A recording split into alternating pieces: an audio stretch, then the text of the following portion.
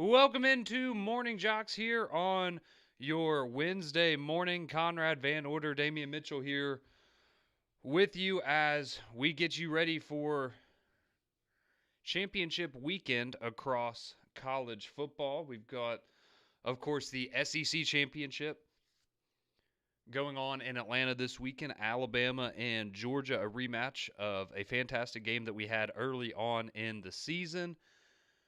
We've got college football implications. BYU, can they find themselves in with a win over Texas Tech potentially this weekend as well? The Big Ten, maybe the most anticipated game there with Ohio State and Indiana. We know they're both going to be in the playoff, but a lot to look forward to this weekend. And, of course, on Wednesdays at this time of the year, typically that means that the night before we got the college football playoff rankings. And, of course, today is no different, as we got the latest edition of those rankings last night with Hunter Yurachek, fresh off of a new coaching hire there at Arkansas, as he hired Ryan Silverfield there to be the new head man of Arkansas over the weekend, and then yesterday being asked yet again to deliver the goods on the college football playoff.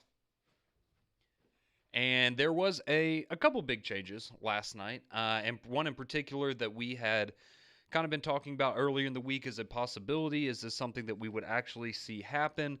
And to be fair, a lot of people thought, no, the committee's kind of stayed true to them, their initial rankings here for a while. Mainly, the Notre Dame and Miami conversation, as those two teams have gotten closer, they've kind of stuck to their guns on what they said at the beginning, right? They think Notre Dame's better than Miami, and that's just the way that it is. So a lot of people not expecting Alabama to make any moves after an Iron Bowl win. But believe it or not, Alabama, they actually do jump up over Notre Dame last night. And I know some people may be going, well, what does that really matter? You just go from number 10 to number 9. I can promise you that change last night was absolutely a very, very big deal to a lot of people. And the reason why is because really the big concern is about BYU. Again, going back to what I was talking about a second ago. And so if BYU beats Texas Tech on Saturday, they're going to make the Big 12 a two-bid league. And at that point, whoever the 10th seed is, or the 10th ranked team, they're probably going to get bumped out to make room for Texas Tech, who I think absolutely deserves to be in with a win or a loss on Saturday. But now that you're Alabama, you have that buffer. Essentially what they're telling you is that regardless of what happens on Saturday, now if Alabama goes and loses to Georgia 38-0, okay, yeah, maybe they still get left out. You go to Atlanta, you win the game. Obviously, we're having a different conversation, but you go to Atlanta, I mean, you keep the game within 2 scores, I would say, you're good. You're golden. And as we've seen with Alabama and Georgia games, not typical that you're going to see one of those teams blow the other one out, at least for a full 60 minutes, right? So good news yesterday if you're an Alabama fan. You got to feel a lot better today.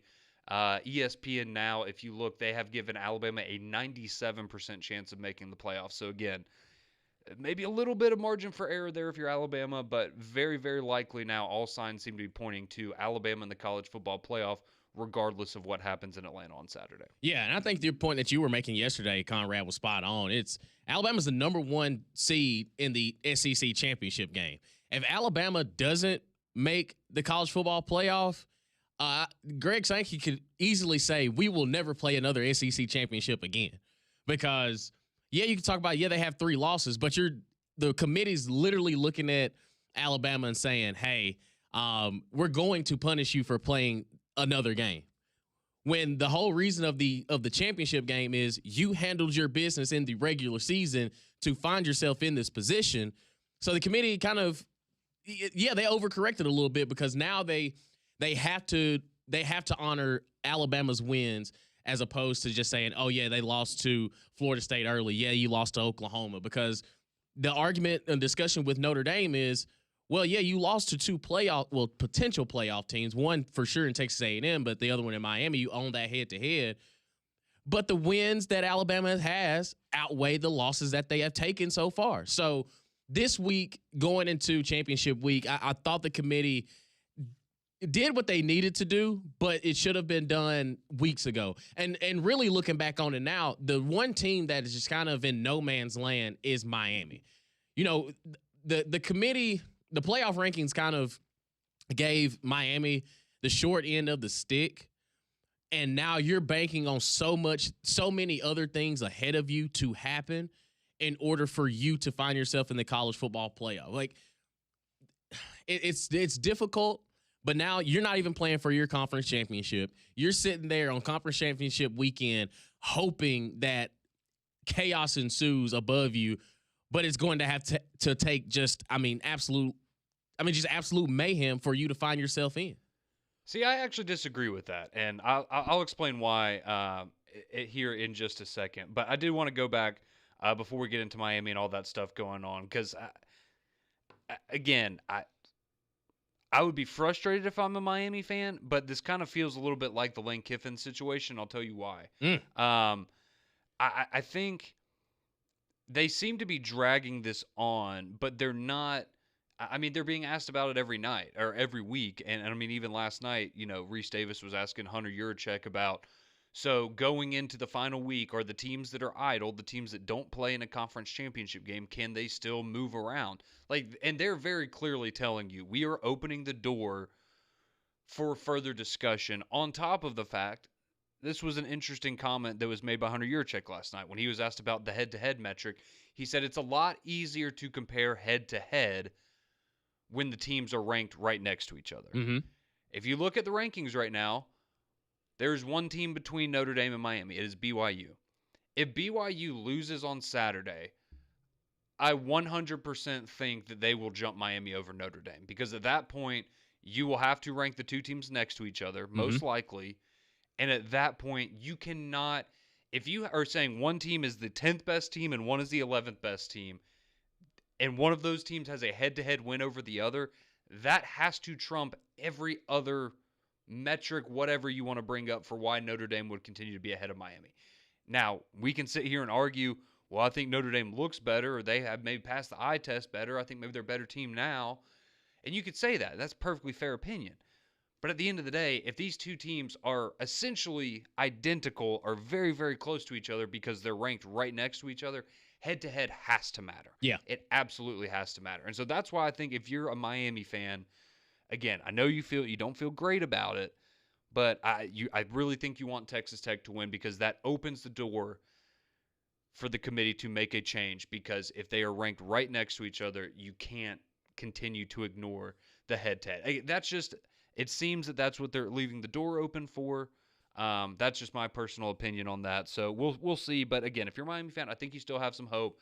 But again, I would still have the attitude of, even if you get in, well, I'm glad we got in the playoff, but why did it take so long in the first place? It's like you brought up with the Alabama Notre Dame thing. People are getting mad last night of, well, Alabama beat a 5-7, SEC team in a rivalry game to advance, or to jump up over Notre Dame. It doesn't make any sense. And it's, okay, do I think that the explanation they gave last night was the best? Maybe not, but this is how it should have been all along. Yep. So you can be frustrated about it, but be mad at the committee, not because they have Alabama ahead of Notre Dame, but because it took them 3 weeks to get the ranking right. And so I mentioned the explanation, and some people maybe having some problems with why Alabama was put over Notre Dame. So this is Hunter Yurachek. We're going to let you hear straight from him. This was him on ESPN last night. He was asked by Reese Davis the first question, actually, out of the gate when he joined the broadcast. This is Hunter Yurachek on why Alabama moved up over Notre Dame in last night's rankings. Reese, I will tell you the debate between Alabama and Notre Dame over the past 3 weeks has been one of the strongest debates we've had in the room for the past 2 years that I've been a member of the committee.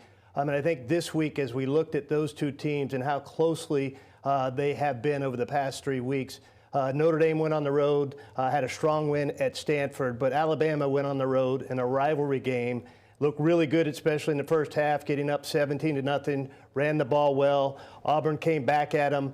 They had a great gutsy call on 4th and 2 late in the third quarter to get a touchdown, and then got the turnover late in that game. And I think that was enough to change the minds of a couple of committee members to push Alabama up ahead of Notre Dame in this week's ranking.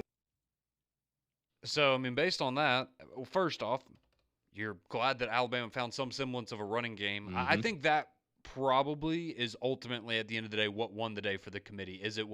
You saw this team do something that they hadn't really done all year against good teams, SEC competition, and you finally saw something that gives you optimism that going into a postseason, oh, this is a team that could run the football. Because I think that was kind of part of it, right? I mean, we even heard a couple weeks ago they brought up the fact that Alabama had struggled in the run game. So I really think that helped more so than the fact you went into Jordan-Hare and won a rivalry game. I think they respect that, but I really do think they saw something from this team that went, okay, that gives me hope that if they put it all together, this is a team that we absolutely cannot have on the outside looking in. A couple other things that I thought were, maybe not surprising, but kind of the big takeaways. Ole Miss, they actually move up a spot. So not being punished for Lane, which is good. I don't necessarily hate that. I know people are, well, they did the same thing to Florida State. We could argue about this all day. I'm sure some of you have a different opinion. In my opinion, if we are talking about at this point in the season going into a postseason run, I think it is significantly more impactful to lose your starting quarterback than it is to lose your head coach. 1,000%. Yeah, I don't even think it's really all that comparable. 1,000%. Lane ain't playing. And I know coaches, there's coaches out there maybe disagree. I'm sure Lane disagrees with that, but yeah, I'm taking. Give me my star quarterback. That's who I need to go out on the field and execute. Because at this point in the season, you probably have a pretty again, I'm not trying to take anything away from Lane or any head coaches, but again, I think it's a little bit of a different comparison than people want it to be with, the Jordan Travis and Florida State thing a couple years ago. But they stay. They actually move up a spot because Texas A&M, they fell all the way down to number 7 after their loss to Texas. So good for Ole Miss. They're going to be hosting a playoff game there in Oxford, which is very, very good to see. And the other thing that we've talked about it a little bit, and now it's starting to see it's actually real. I think they set the table last night for 2 Group of 5 teams to get in the playoff. Yep. But Duke obviously would have to win the ACC championship game for that to happen. But you saw, you look in the back, you've got North Texas, Tulane, and you've got James Madison there. So obviously whoever wins the American Conference, they're going to the playoff between North Texas and Tulane. And then if James Madison wins the Sun Belt, they're already a top 25 team. They're going to stay there. They're not going to jump Duke all the way up, I don't imagine. And that would also be where, kind of going into the Miami theory, maybe that actually helps Miami because, we can't leave the ACC out entirely. So maybe that's, one of those scenarios where that ultimately happens. But a big night last night for the college football playoff. Again, Alabama, they seem to be securely in the field now regardless of what happens on Saturday. That was the kind of the big surprise, I think, for a lot of people as Notre Dame. Like it or not, I think they got the rankings where they should have been a couple of weeks ago. I still think Notre Dame should be behind Miami, especially at this point with how close they are. Right. It's still just wild to me that, again, I think they will ultimately do the right thing, but you can tell they're waiting for essentially the universe to force them to have to make a decision, right? They want to sit here and be able to say, they want BYU to win next weekend probably, right? Because then they have an easy out. But the way that it sets up right now, they might have to make a tough decision. And I don't think it sets a good precedent like we talked about with Alabama if they had gotten left out. Don't think that sets a good precedent for conference championship games. But I don't think this sets a good precedent for scheduling difficult. Head-to-head doesn't matter to them right now. And if that doesn't matter, then why would you – schedule those cupcakes. You saw Alabama yesterday. They made some scheduling changes for the future that I know people were critical of, and I get it. I want to see the big-time matchups too, but I think you're going to see a lot of programs do this because we just need wins. Why? If Alabama, again, if you hadn't – it's like the Ohio State argument for Texas. I know it's Florida State, and they weren't very good, and you should have won that game, but – you play a cupcake that week, you're 11-1 right now. We weren't having this whole debate about, well, are you going to make the playoff or not? You're not having that discussion. So it's, it'll be interesting to see what they ultimately decide with that. But I think they will do the right thing. Yeah. I don't know if you don't seem as confident as I am, though, that they'll do the right thing. No, it's.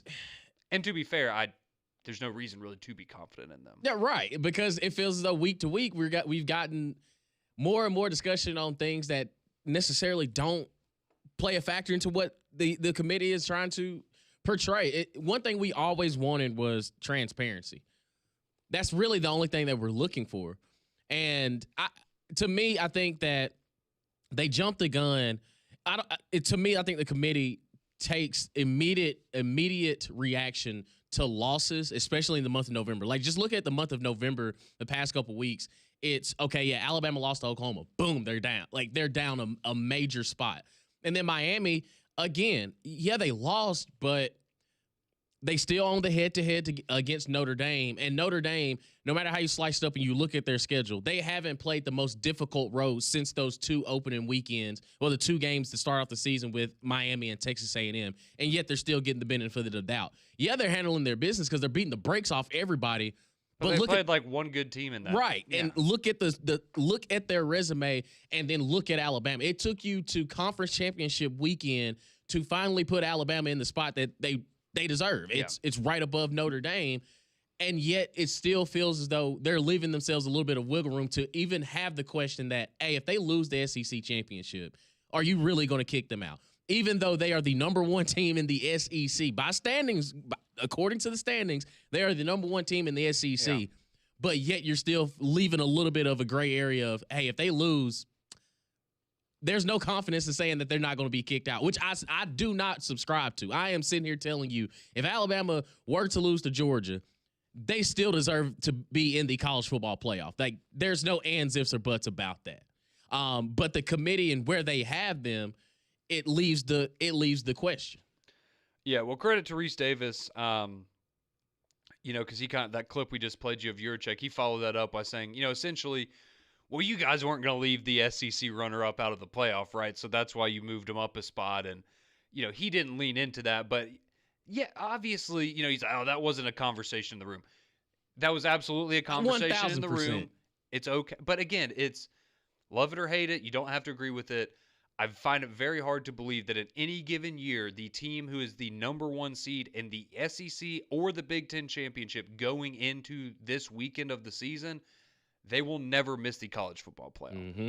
And you don't have to like it, but barring some crazy change in power of college football, I don't think that's a hot take. I don't think that's controversial. The best teams in the best conferences in the regular season need to be in every year, in my opinion.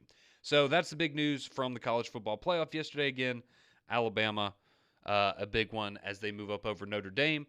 And I know a lot of you very excited because now you don't have to sweat about the SEC championship game maybe quite as much as you were going to have to before. But what about a team that's not in the college football playoff conversation right now? And that's obviously the Auburn Tigers, as they're undergoing a lot of changes the first week of the Alex Golesh era. And I think yesterday was actually a very, very good day if you are an Auburn Tiger fan. And there's 3 reasons why, and I'll tell you why on the other side. If you're an Auburn fan, if you missed these things yesterday, you got to feel pretty good about yourself. We'll tell you why it's good to be an Auburn Tiger fan next here on JOX.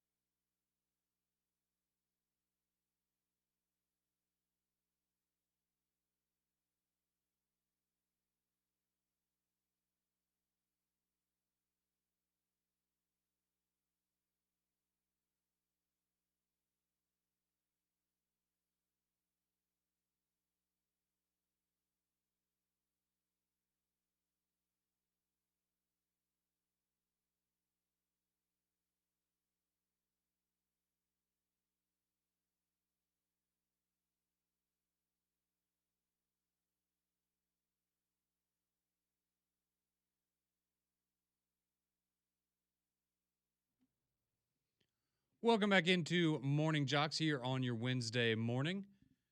Conrad and Damian here with you until 6 o'clock, 7 o'clock, when we hand you off to Mackerel and Cubic in the morning. It's still early.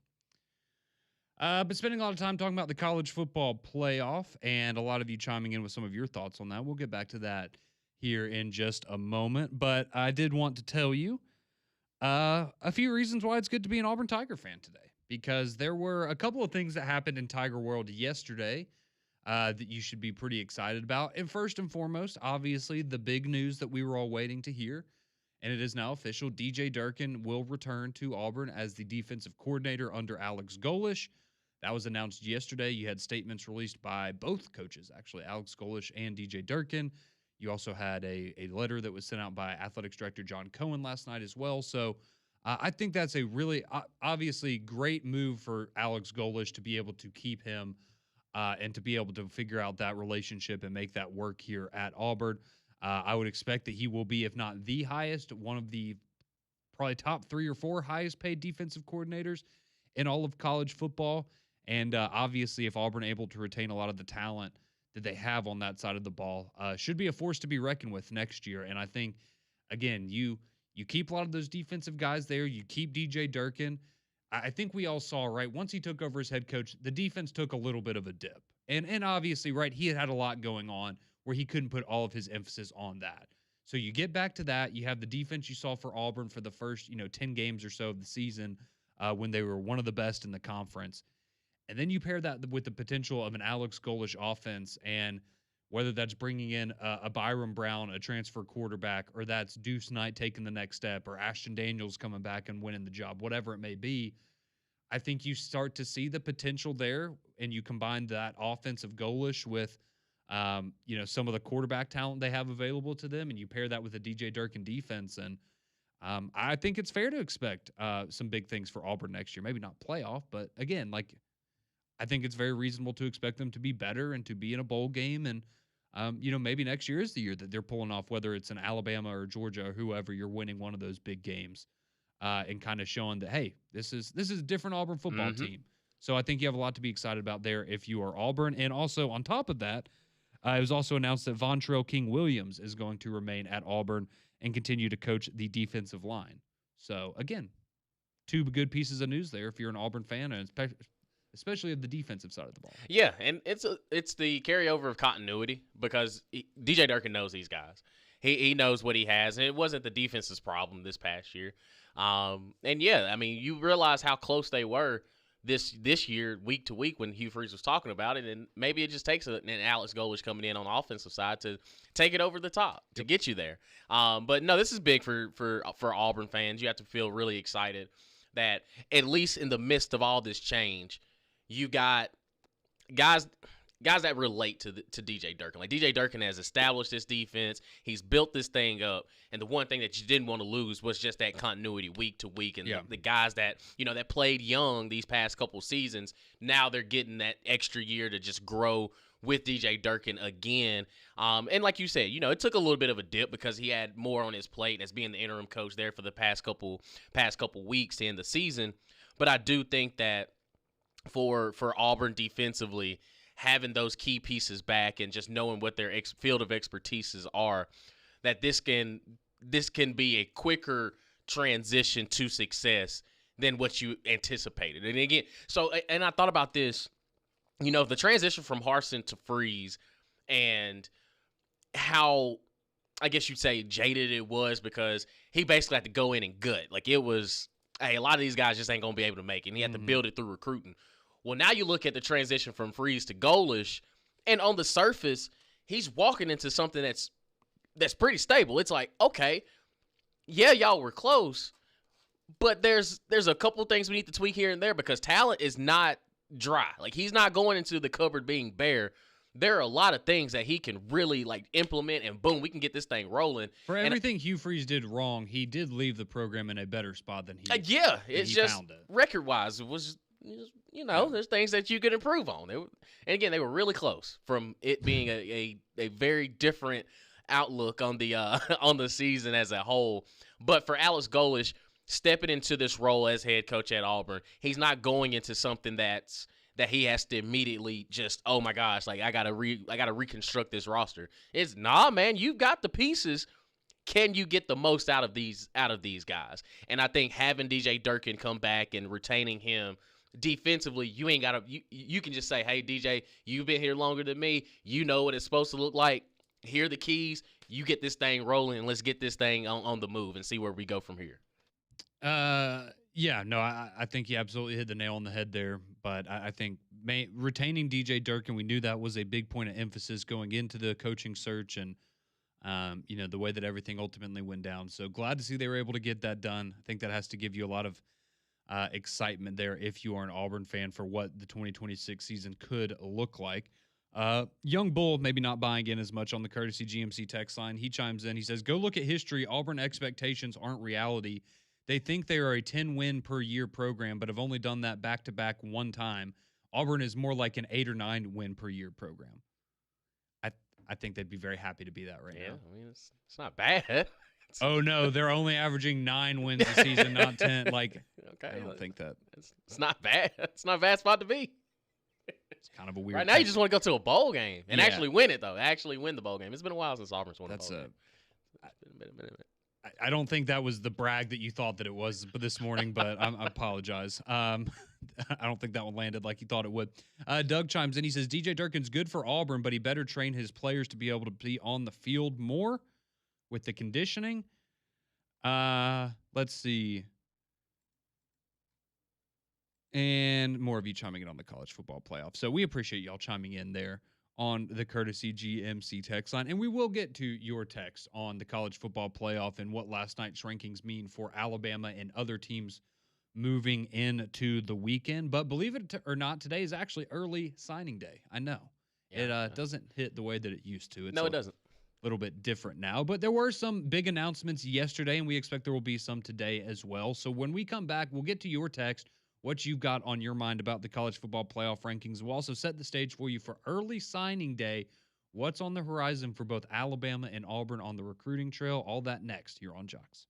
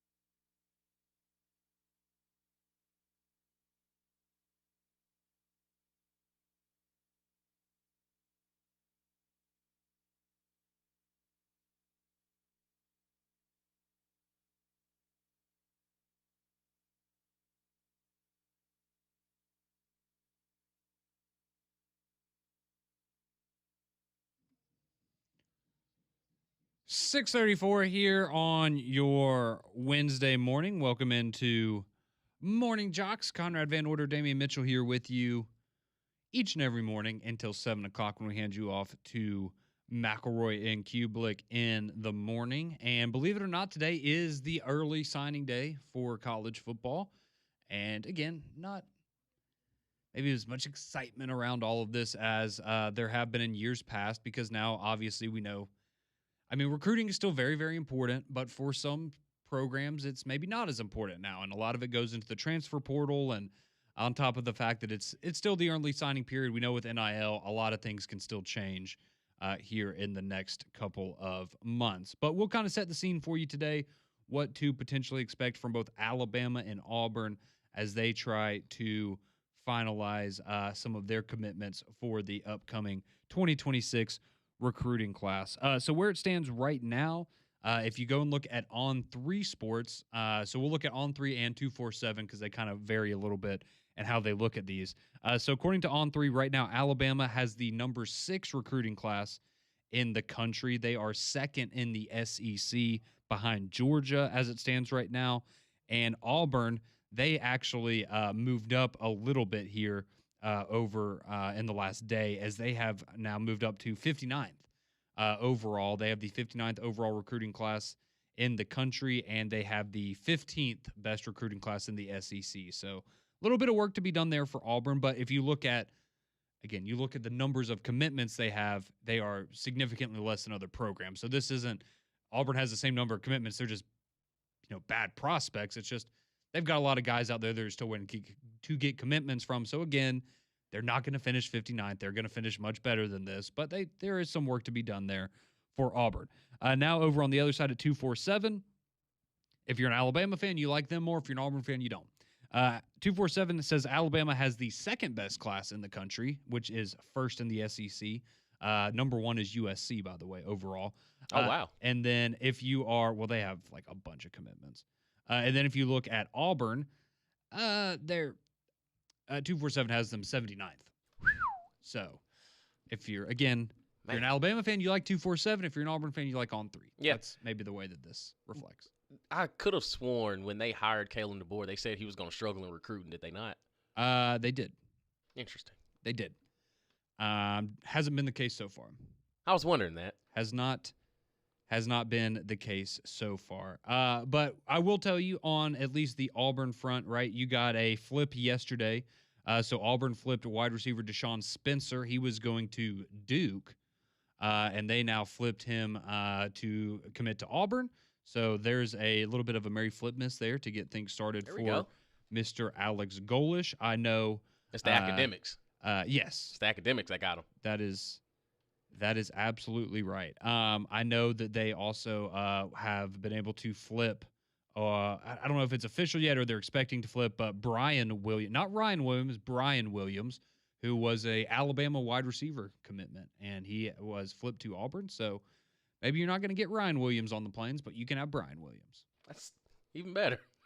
Well, at this point, Brian Williams might be better than Ryan Williams, honestly. So they may have gotten the better end of the deal there on that one. But that's just a little bit of what's going on, of course, around the recruiting world, and we will have much more coverage of that for you today, all throughout the programs, as things really start to get rolling here in a couple of hours. We start to get the commitments actually coming in, and we will have more to be able to report to you on that front.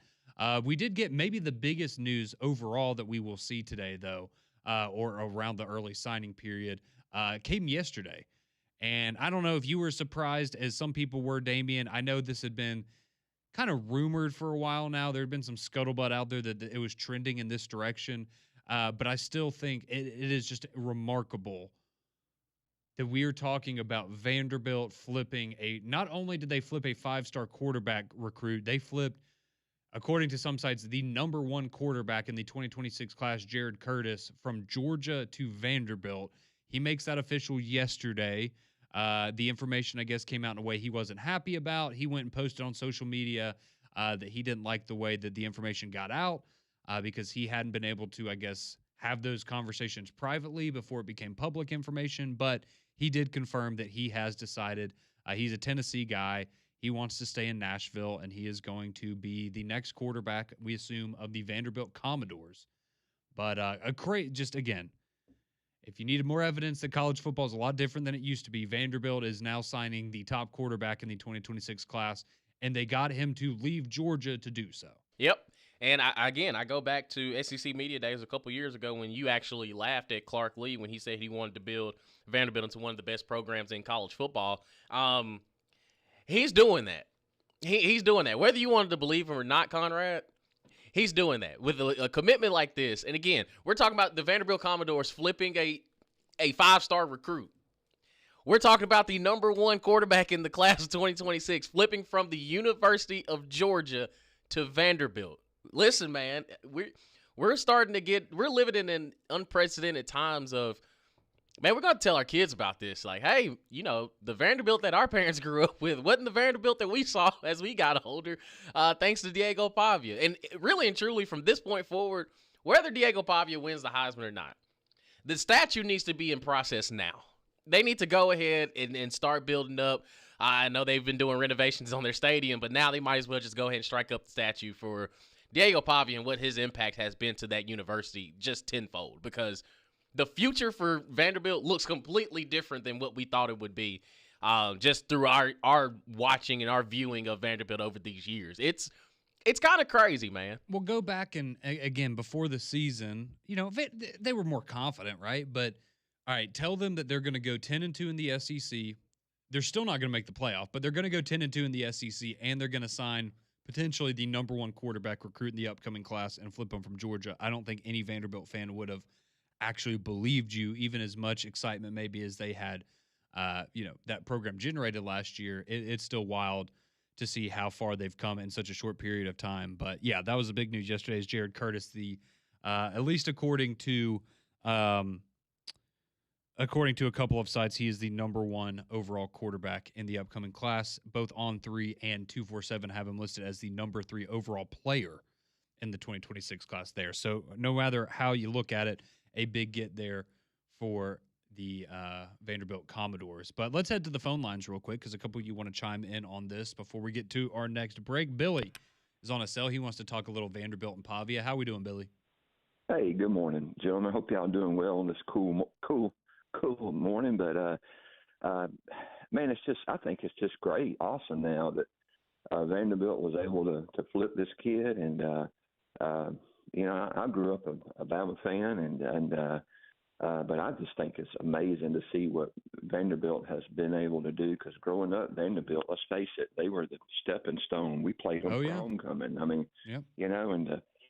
And I'll go out and say this: I got some Texas friends that are kind of ill this morning, but I told them straight up, you'd be in the playoffs if Diego Pavia was your starting quarterback in September.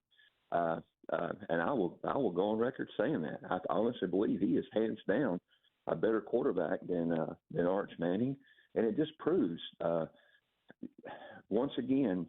I don't think we should even have a college football poll until October 1st.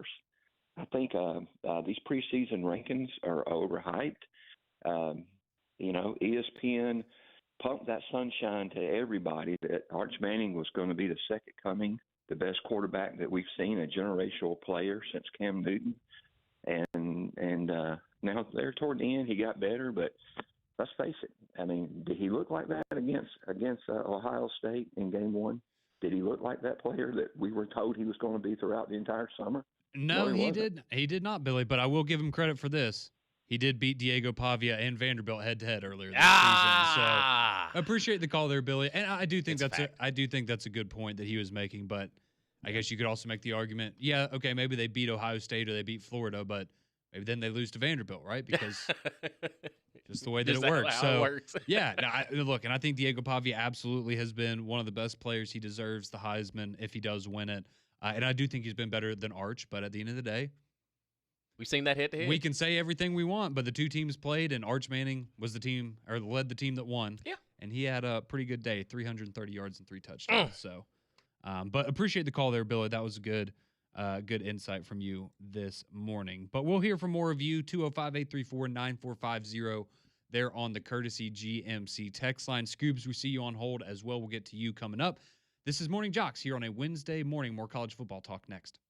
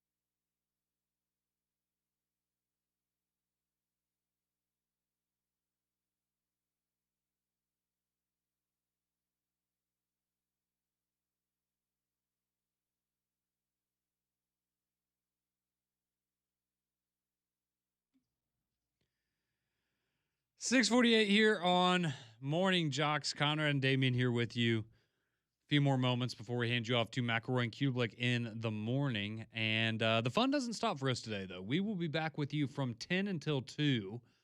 So we will be hosting three-man front for you. Molly Robinson will join us as well, but Pat and Landrum are going to be off today. So me and Damon going to let our hair down, and we will be with you for 4 more hours of college football talk coming up here at 10 o'clock. Should be a lot of fun. Should be. Looking forward to it. How do y'all do it on Wednesdays? I know Fridays are usually filthy.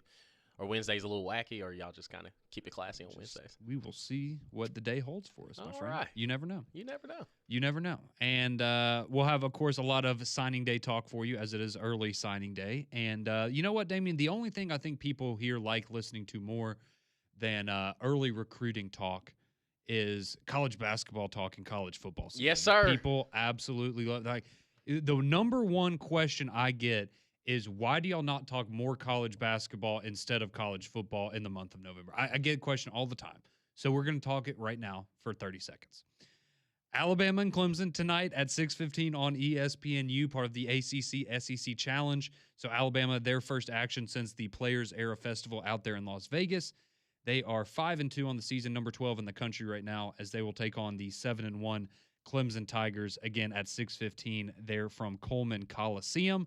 And then Auburn, they are in Neville Arena tonight. They're going to be hosting NC State and Will Wade down there at Neville tonight. So Auburn, they're 6-2 on the year, number 20 in the country. That game at 8:15 on ESPN. So Alabama, then Auburn tonight on the hardwood. Auburn, a 6.5-point favorite against NC State. Alabama getting 10.5 right now against Clemson at home. So should be a nice night for both of those programs. But that's enough. That's enough. That's Wrap enough. It up. That's enough. We're done with all that. Let's get back to your calls and texts here as we put a bow on today's show. Scoobs, you are up. What's on your mind this morning, Scoobs? Hey, buddy. I was just going to talk to you really quick about Alabama's rescheduling yesterday. I got a couple of things that tie into the college football playoff, and obviously now you're kind of getting in that era, I don't know, where people are – it just seems like long ago that there was a conversation that dealt with the FCS and how some of these schools were going to be losing resource money, their nest egg, because college football teams are going to be beefing up their resume. Yeah. Well, I'm just curious what you guys think, about, is this something that's going to follow suit with other teams? Is it going to be like kind of let's back the brakes on that a little bit. Let's go back to scheduling them because it's obvious that wins are more important. My next question would be, is there anywhere in a world ever on this planet where Notre Dame joins a conference? And is there anything else that you guys want to add that you expect to see next season or in the seasons to come dealing with the playoff that might make it a little bit more manageable? I hope you guys have a great day, and I appreciate you always taking my call. Thank you, Scoobs. We appreciate you chiming in all the time and listening to the show each and every day. All right, so let's tackle this. So first off, with the scheduling changes for Alabama, we talked about that a little bit earlier. So if you missed it, Alabama and, funny enough, South Florida, who Alex Golish now at Auburn is the head coach, but they have agreed they were going to play next season. They have now pushed that game back to 2032, and Alabama is replacing USF with UT Chattanooga. That is going to be on their schedule for next season, and they're also going to play East Carolina in a game next year. So you can clearly tell they're kind of maybe leaning into some of those easier matchups for the near future. They're also going to play Marshall in 2027. I will say this, right? You didn't hear they didn't cancel their Ohio State series, right? Like they're still keeping the big, I guess we consider the big ones, but you can see where maybe there's a couple other rooms of it just doesn't really feel like playing, that quality of opponent has any impact on our season. So why would we not go and take the path of least resistance? Yep. Again, I'm not saying I love this, but this is part of the whole thing with the College Football Playoff Committee is you're allowing these things to happen by not making these big non-conference matchups mean more when it ultimately comes down to the ratings. Now, I think with Notre Dame joining a conference, that'll never happen. Probably not, but I do think, right, if there is a world, and this is part, and maybe this isn't, the right reason they should do it, but that's part of why I want Miami to jump Notre Dame. I think they deserve to be ahead of them, the head-to-head. But if Notre Dame gets left out, is that maybe the thing that forces them to go, okay. All right, ACC, we'll join the conference. And here's my thing, if you're Notre Dame, right, and you're so good, you should look at the ACC and go, hell yeah, we want to be in there. We're going to be winning that conference or playing for the title at least every single year. why would you? And I get the financial part of it. That's why they want the independence. But I do not think Notre Dame will join a conference in the next couple of years. I hope I'm wrong on that. But maybe it kind of feels like this is the committee's chance to kind of make a stand and go, yeah, you're going to have a path to the playoff, but I mean, if we're ever having to debate between you and somebody that plays in an actual conference with a conference championship game, then sorry, until you join one of those leagues, it is what it is. So, yeah, that's kind of my thoughts on all of that. And, but yeah, I mean, I do think you're going to see some scheduling changes skew maybe on the easier side, unfortunately. So, but yeah, some of you chiming in on the courtesy GMC text line as well, like this text. It says, just not worth it to play the games when your conference isn't a cakewalk every week. Yep. I agree completely with that. Michael says, are Landrum and Pat on Super 7 duty? Landrum is, Pat is not. Pat is doing some holiday stuff with the family, and Landrum, yes, he is there part of the Super 7 broadcast today.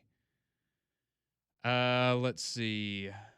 I think somebody's texting in about an Auburn player entering the portal. I think you may have gotten fooled by a Facebook post on that one. Oh, it's on my Cam Coleman? Yeah. Oh, no, he ain't going nowhere. That was a...